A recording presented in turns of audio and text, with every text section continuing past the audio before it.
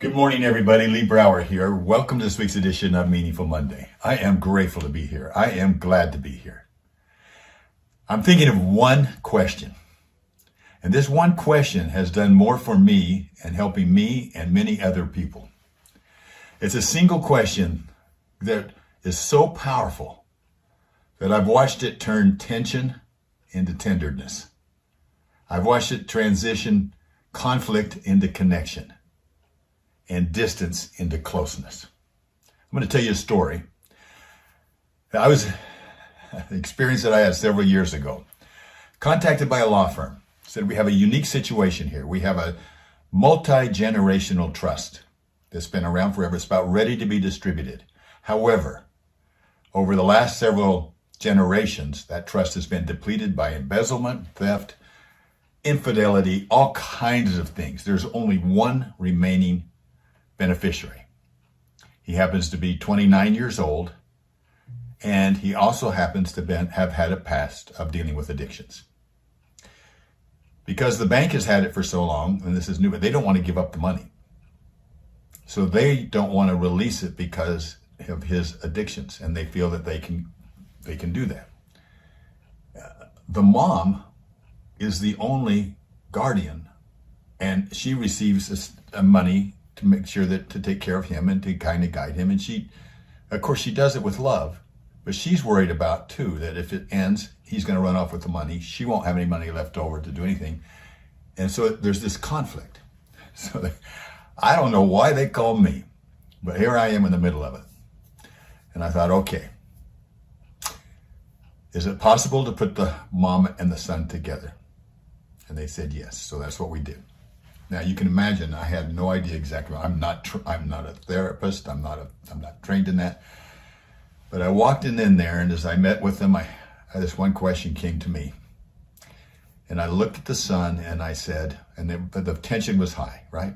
I looked at the son and I said, if you could have one quality or characteristic of your mom's and make it your own, what one quality or characteristic would you take? And he sat there quiet, had his head down. And he goes, courage. And his mom goes, courage? And I could see her eyes tear up. I said, it sounds like a story. He said, yes. So he shared not only one story, but several stories about how she had used courage to get through everything that she had been through and all the things in her life and how she'd been an example to him. So then I asked her the same question.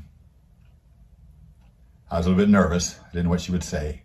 And she said, humor. And he goes, humor? And she goes, yes. And then the stories came out again, how his humor had been able to, instead of react with anger, they were able to respond with humor and be able to work through several issues in the past. By the time we were done, they were crying, they were hugging. They went on, distributions were made. The bank wasn't happy about it necessarily. They moved it to a different bank. But they managed it together going forward, and the relationship blossomed. Worked so well, I decided I was going to try it with my family. As my children get older and become young adults, I felt that they were pulling apart from each other. So I brought them all together. And we each answered that question. If you could have one quality or characteristic of your sibling, what would that one quality or characteristic be? And stories came up. And when we left, we were hugging and we were crying.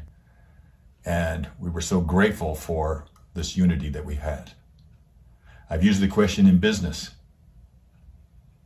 but between partners. If you could have one quality characteristic of your partner, make it your own. What would that one quality or characteristic be? And what it does is it takes the arrows from pointing in and points them out. And as you point the arrows out and you become not so caught up in yourself and your own challenges, you're able to see others, and all of a sudden you can turn tension into tenderness. You can change conflict into connection, and you can change distance into closeness.